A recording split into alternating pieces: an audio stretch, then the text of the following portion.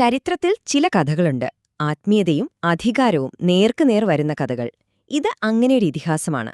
ഒരു വശത്ത് ദൈവത്തോട് മാത്ര വിധേയനായ ഒരാൾ, മറുവശത്ത് ലോകം മുഴുവൻ തന്റെ കാൽക്കീഴാണെന്ന് വിശ്വസിച്ച ഒരു ചക്രവർത്തി. അപ്പോ ശരിക്കും എന്താണ് സംഭവിക്കുക? ദൈവത്തിനായി മാത്രം ജീവിക്കുന്ന ഒരാളെ ചതിയുടെയും അധികാരത്തിന്റെയും കളത്തിലേക്ക് വലിച്ചിഴച്ചാൽ? ഈയൊരു ചോദ്യമാണ് ഈ കഥയുടെ കാതൽ. ഇത് വെറും രണ്ടുപേരുടെ കഥയായി കാണരുത്. ഇത് സത്യവും അധികാരവും തമ്മിലുള്ള ഒരു പോരാട്ടമാണ്, എക്കാലത്തെയും. അപ്പോ നമുക്ക് നേരെ കഥയിലേക്ക് കടക്കാം, അല്ലേ? ആദ്യം നമുക്ക് ഈ കഥയിലെ പ്രധാനിയെ പരിചയപ്പെടാം. ഇമാം അലി അർ-റിദ. ആരായിരുന്നു അദ്ദേഹം? എന്തുകൊണ്ടാണ് കാലം അദ്ദേഹത്തിനായി കാത്തിരുന്നത്? ഇത് കേവലം ഒരു പ്രവചനമല്ല, പ്രവാചകന്റെ തന്നെ വാക്കുകളാണ്. 12 പേരുടെ ഒരു പരമ്പരയിലെ 8ാമത്തെ ആൾ. ഒന്നാലോചിച്ചു നോക്കൂ, അദ്ദേഹം ജനിക്കുന്നതിനു മുൻപേ ചരിത്രത്തിൽ അദ്ദേഹത്തിന്റെ സ്ഥാനം അടയാളപ്പെടുത്തിയിരുന്നു. അദ്ദേഹത്തിന്റെ പേരിനു പോലും ഒരു പ്രത്യേകതയുണ്ട്, അർ-റിള, അതായത് സംതൃപ്തനായവൻ. എന്ത് സംഭവിച്ചാലും ദൈവത്തിന്റെ വിധിയിൽ തൃപ്തനായവൻ. ഒരുപക്ഷേ അതായിരുന്നു അദ്ദേഹത്തിന്റെ ഏറ്റവും വലിയ ശക്തിയും. ഒന്ന് സങ്കൽപ്പിച്ചു നോക്കൂ, ലോകത്തുള്ള ഏത് നാട്ടുകാരൻ വന്നാലും അവരുടെ സ്വന്തം ഭാഷയിൽ അവരോട് സംസാരിക്കാൻ കഴിയുന്ന ഒരാൾ. അതൊരു സാധാരണ കഴിവല്ല, അല്ലേ? ഇത് വെറുമൊരു കഴിവായിരുന്നില്ല, മറിച്ച് അദ്ദേഹം എല്ലാവർക്കും വേണ്ടിയുള്ള വഴികാട്ടിയാണെന്നുള്ള ഒരു ദൈവീകമായ അടയാളം തന്നെയായിരുന്നു. അപ്പോ കഥയുടെ ഒരു വശം നമ്മൾ കണ്ടു. ഇനി മറുവശത്തേക്ക് പോകാം. അധികാരത്തിന്റെ മൂർത്തിരൂപം, ഖലീഫ അൽ-മാമൂൻ.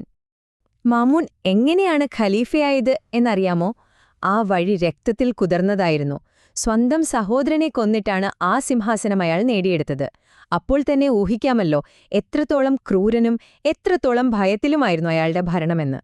ഇവിടെ നോക്കിയാൽ ആ വ്യത്യാസം ശരിക്കും മനസ്സിലാകും.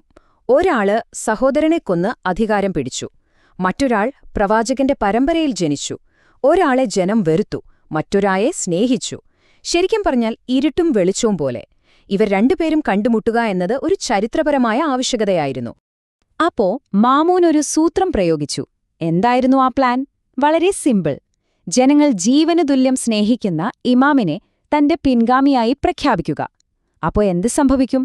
തന്റെ ക്രൂരതകൾക്ക് ഒരു മറ വീഴും, ഭരണത്തിനൊരു ദൈവിക പരിവേഷം കിട്ടും, ഇമാമിന്റെ വെളിച്ചത്തിൽ തന്റെ ഇരുട്ട് മറയ്ക്കാം. ഇതായിരുന്നു മാമൂന്റെ കണക്കുകൂട്ടൽ. അങ്ങനെ ആ യാത്ര തുടങ്ങി. അതൊരു സാധാരണ യാത്രയായിരുന്നില്ല, ഒരു നിർബന്ധിത യാത്ര. ഒരു തടവുകാരനെപ്പോലെ ഇമാമിനെ കൊട്ടാരത്തിലെത്തിക്കാം എന്നായിരുന്നു മാമൂൻ കരുതിയത്. പക്ഷേ ആ യാത്രയിൽ സംഭവിച്ചത് ചരിത്രമാണ്. അവിടെയാണ് ഇമാമിന്റെ യഥാർത്ഥ ശക്തി എന്താണെന്ന് ലോകം കണ്ടത്. അതൊരു വല്ലാത്ത അവസ്ഥയായിരുന്നു. സ്വന്തം നാട്, പ്രവാചകന്റെ നഗരം, അതെല്ലാം ഉപേക്ഷിച്ചു പോവേണ്ടിവരിക. ഇനിയൊരു മടക്കമില്ല എന്ന് അദ്ദേഹത്തിന് അറിയാമായിരുന്നു. ഒരു മനുഷ്യന്റെ അധികാരക്കൊതിക്ക് ഒരു നാടിന്റെ ആത്മീയ വെളിച്ചം തന്നെ വിലയായി നൽകേണ്ടി വന്നു. യാത്രയ്ക്കിടയിൽ നിഷാപൂർ എന്നൊരു നഗരത്തിലെത്തി. അതൊരു വിജ്ഞാന കേന്ദ്രമായിരുന്നു. അവിടെ ആയിരക്കണക്കിന് പണ്ഡിതന്മാർ അദ്ദേഹത്തെ തടഞ്ഞു നിർത്തി. അവർക്ക് ഒരൊറ്റ കാര്യമേ അറിയേണ്ടിയിരുന്നുള്ളൂ. അങ്ങയുടെ പൂർവികരിൽ നിന്നും ലഭിച്ച ഒരു വാക്ക് ഞങ്ങൾക്ക് പറഞ്ഞു തരൂ. ഒന്ന് ആലോചിച്ചു നോക്കൂ ആ രംഗം. അപ്പോൾ ഇമാം പറയാൻ തുടങ്ങി. ഞാൻ എന്റെ പിതാവിൽ നിന്ന് കേട്ടു. അദ്ദേഹത്തിന്റെ പിതാവിൽ നിന്ന് അങ്ങനെ ഓരോ പേരായി പിന്നോട്ടു പോവുകയാണ്, പ്രവാചകൻ വരെ, പിന്നെ ഗബ്രിയേൽ മാലാഖ. അവസാനം അദ്ദേഹം സർവശക്തനായ അല്ലാഹുവിൽ നിന്ന് കേട്ടു. ആ ആൾക്കൂട്ടം ശ്വാസമടക്കിപ്പിടിച്ചു നിൽക്കുകയായിരുന്നു. കാരണം അത് ദൈവത്തിൽ നിന്ന് നേരിട്ടുള്ള ഒരു സന്ദേശമായിരുന്നു. എന്നിട്ട് അദ്ദേഹം ആ വാക്യം പറഞ്ഞു: അല്ലാഹുവല്ലാതെ മറ്റൊരു ദൈവമില്ല എന്നത് എന്റെ കോട്ടയാണ്. ആ കോട്ടയിൽ കയറുന്നവൻ സുരക്ഷിതനായിരിക്കും. എല്ലാവരും അത് കേട്ട് സമാധാനിച്ചു. പക്ഷേ കഥ അവിടെ തീർന്നില്ല. എല്ലാവരും എഴുതിയെടുത്ത ശേഷം അദ്ദേഹം ഒരു കാര്യം കൂടി കൂട്ടിച്ചേർത്തു. പക്ഷേ അതിന് ചില നിബന്ധനകളുണ്ട്. ആ നിബന്ധനകളിൽ ഒരാൾ ഞാനാണ്. അതായിരുന്നു യഥാർത്ഥ പ്രഖ്യാപനം. വെറുതെ വിശ്വസിച്ചാൽ പോരാ, ദൈവം നിയമിച്ച നേതൃത്വത്തെ അംഗീകരിക്കണം. അതാണ് കോട്ടയിലേക്കുള്ള യഥാർത്ഥ വഴി. ഒരൊറ്റ വാചകത്തിൽ മാമൂന്റെ രാഷ്ട്രീയ കളിയെ ഇമാം തകർത്തുകളഞ്ഞു. അങ്ങനെ ഇമാം ഒടുവിൽ ഖുറസാനയിലെ ഖലീഫയുടെ കൊട്ടാരത്തിലെത്തി. ഇമാമിനെ വെറുമൊരു പാവയാക്കാമെന്നായിരുന്നു മാമൂന്റെ വിചാരം. പക്ഷേ കളി തുടങ്ങിയിട്ടേ ഉണ്ടായിരുന്നുള്ളൂ. അപ്പോൾ മാമൂൻ പറഞ്ഞു, അങ്ങ് എന്റെ പിൻഗാമിയാകണം. ഇമാം സമ്മതിച്ചു. പക്ഷേ 3 കണ്ടീഷൻസ് വെച്ചു. 1, ഞാൻ ആരെയും ഒരു സ്ഥാനത്തും നിയമിക്കില്ല. 2, ആരെയും മാറ്റുകയുമില്ല. 3. ഭരണപരമായ ഒരു കാര്യത്തിലും ഞാൻ ഇടപെടില്ല. ചുരുക്കത്തിൽ നിങ്ങളുടെ ഈ കളിയിൽ ഞാനില്ല എന്ന് വളരെ വ്യക്തമായി തന്നെ പറഞ്ഞു. ഇത് മാമൂൻ അത്ര പിടിച്ചില്ല. അയാൾ ആദ്യത്തെ പരീക്ഷണം തുടങ്ങി. രാജ്യത്ത് വലിയൊരു വരൾച്ചയായിരുന്നു അപ്പോൾ. അയാൾ പറഞ്ഞു, ഇമാമിന് ഇത്ര കഴിവുണ്ടെങ്കിൽ മഴ പെയ്ക്കട്ടെ. ജനങ്ങളുടെ മുന്നിൽ വെച്ച് ഇമാമിനെ നാണം കെടുത്തുക, അതായിരുന്നു ലക്ഷ്യം. ഫലമെന്തായി? ഇമാം പ്രാർത്ഥിച്ചു. മഴ പെയ്തു, അതും ശക്തമായ മഴ. ആളുകളുടെ ഇടയിൽ ഇമാമിന്റെ സ്ഥാനം പിന്നെയും ഉയർന്നു. മഅ്മൂന്റെ ഒന്നാമത്തെ പ്ലാൻ പൊളിഞ്ഞു. Okay, plan B. മഅ്മൂൻ വിചാരിച്ചു, ശക്തിയിൽ പറ്റിയില്ലെങ്കിൽ അറിവിൽ തോൽപ്പിക്കാം. ലോകത്തുള്ള എല്ലാ മതങ്ങളിലെയും വലിയ പണ്ഡിതന്മാരെ അയാൾ കൊട്ടാരത്തിലേക്ക് വിളിച്ചുകൂട്ടി. എന്നിട്ട് ഇമാമുമായി ഒരു സംവാദത്തിനേർപ്പാടാക്കി.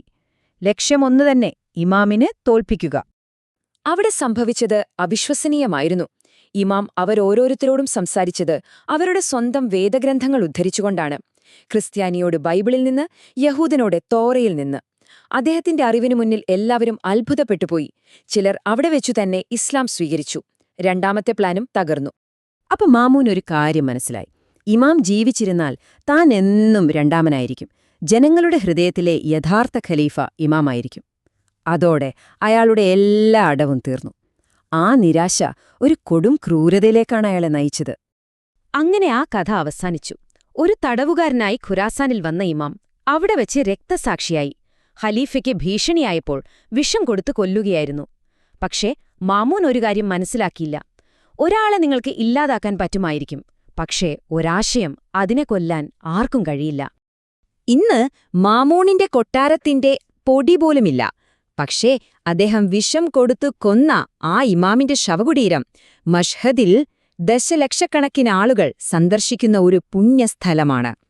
അപ്പോ യഥാർത്ഥത്തിൽ ഈ കഥയിൽ ആരാണ് ജയിച്ചത്? അധികാരം കൊണ്ടാണോ അതോ സത്യസന്ധത കൊണ്ടാണോ ഒരാൾ ചരിത്രത്തിൽ ജീവിക്കുന്നത്? നിങ്ങൾ തന്നെ ചിന്തിച്ചു നോക്കൂ.